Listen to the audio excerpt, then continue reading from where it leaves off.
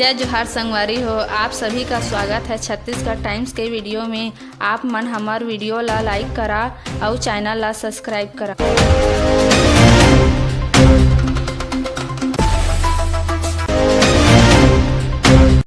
छत्तीसगढ़ में बीच सड़क पर भिड़ गए 2 कांस्टेबल, गाली गलौज और मारपीट की। बिना बताए कैदी को जेल भेजने पर हुआ विवाद।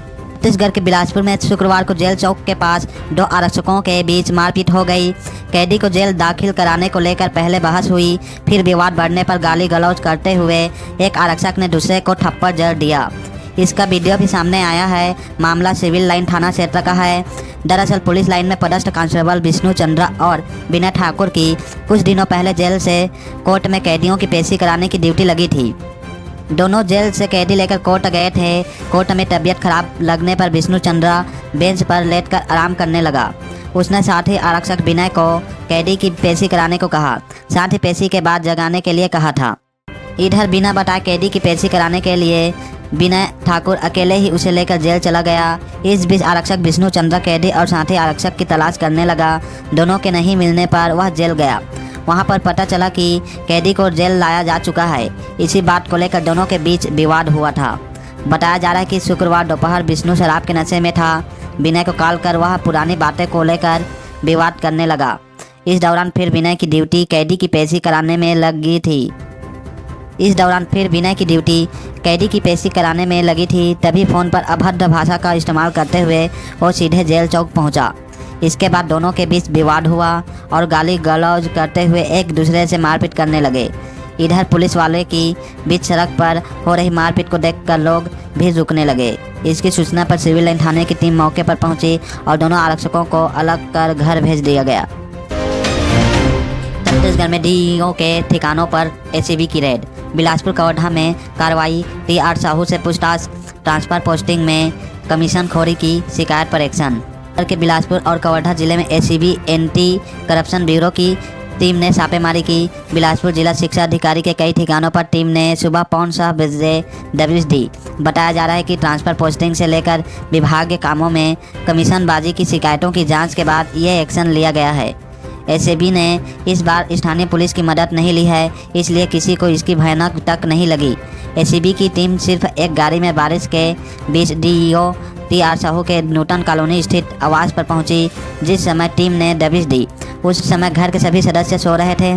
एसीबी की टीम देर रात करीब 2:30 बजे से ही छापेमारी के लिए रवाना हो गई थी। उनके सरकारी आवास के साथ ही उनके निजी आवास में एक साथ दबिश दी। सुबह जब टीम पहुंची तो डीईओ साहू गहरी नींद में थे। छत्तीसगढ़ में चौथे फ्लोर से लिफ्ट गिरी, 4 लोग घायल। भिलाई के शकुंतला अपार्टमेंट के लोग बोले बिल्डर ने मेंटेनेंस नहीं किया, नियमों की अनदेखी की।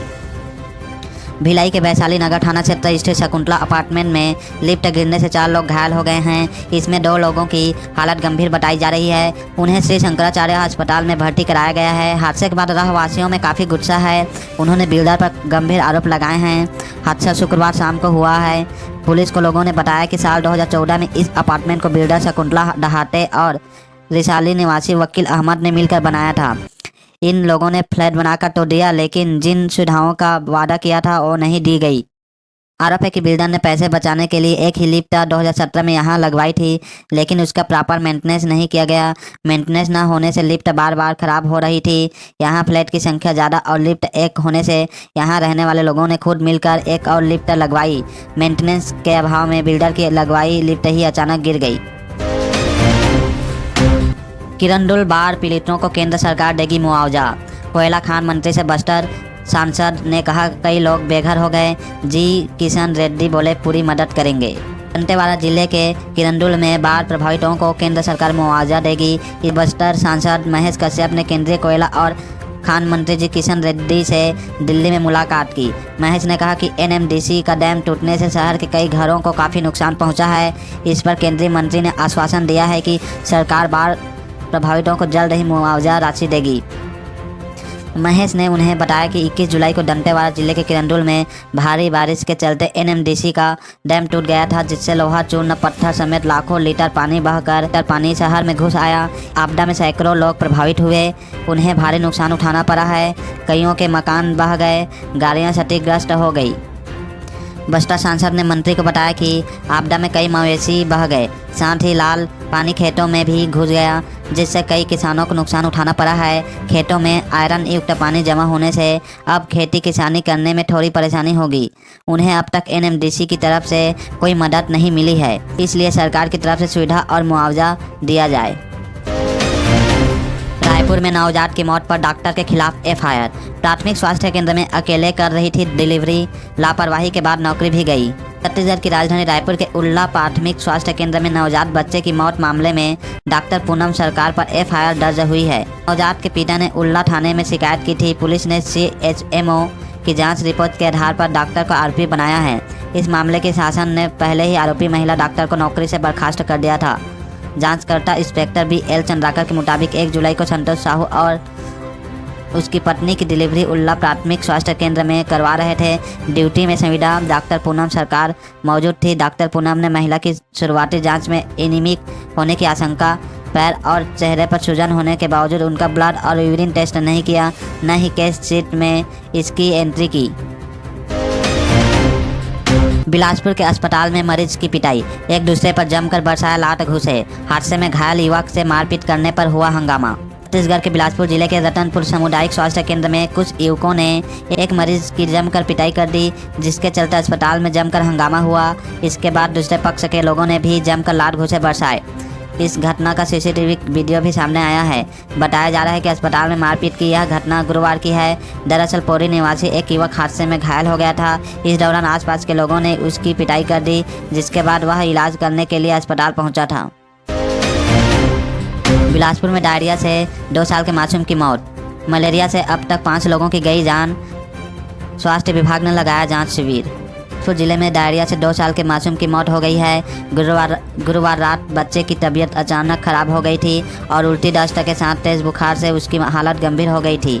शुक्रवार को इलाज के दौरान उसने दम तोड़ दिया। जिले में डायरिया से यह दूसरी मौत है, जबकि मलेरिया से अब तक 5 लोगों की जान जा चुकी है। ऐसे में डायरिया और मलेरिया के लिए जिला हॉट स्पॉट बना हुआ है। इधर कलेक्टर अवनीश शरण और एसपी रजनेश सिंह ने शुक्रवार को डायरिया और मलेरिया प्रभावित क्षेत्रों का दौरा किया है। स्वास्थ्य विभाग के साथ दूसरे विभाग के कर्मचारियों को भी अलर्ट रहने का निर्देश दिए हैं। शराब दुकान हटाने सैकड़ों महिलाओं ने घेरा आबकारी दफ्तर। भिलाई में भीड़ देख भागे आबकारी अधिकारी। शराबी करते हैं गाली गलौज और अश्लील हरकतें। दुर्ग जिले के भिलाई में खुर्सीपार इलाके के सैकड़ों महिलाओं ने शराब भट्ठी हटाने के लिए शुक्रवार को जिला आबकारी कार्यालय का घेराव कर दिया। महिलाओं का गुस्सा देख आबकारी अधिकारी दफ्तर से चले गए। बाद में दूसरे अधिकारियों ने उनकी समस्याएं सुनी। महिलाओं ने कहा कि खुर्सीपार में 4 लेन से लगी सर्विस रोड पर जोन 4 के वार्ड क्रमांक 51 सहित वीर नारायण नगर में शराब दुकान खुलने से माहौल खराब हो गया है। सुबह से लेकर शाम तक सड़क किनारे शराबी बैठकर शराब पीते हैं, आपस में विवाद कर गाली गलौज करते हैं। वहां से निकलने वाली लड़कियों और महिलाओं को अश्लील इशारे कर छेड़छाड़ करते हैं, जिससे डर के चलते वो बाहर निकलने से डरती है। महिलाओं ने बताया कि उनके घरों में छोटे छोटे बच्चे हैं। स्कूल आते जाते समय शराबियों की गाली गलौज सुनते हैं, इससे उनके दिमाग में गलत प्रभाव पड़ता है। उन्होंने मांग की है कि इस शराब भट्टी को दूसरी जगह शिफ्ट किया जाए या फिर बंद कर दिया जाए। महिलाओं ने आबकारी विभाग के अधिकारियों को चेतावनी दी कि यदि इसे बंद नहीं किया गया तो वो लोग बड़ा आंदोलन करेंगे।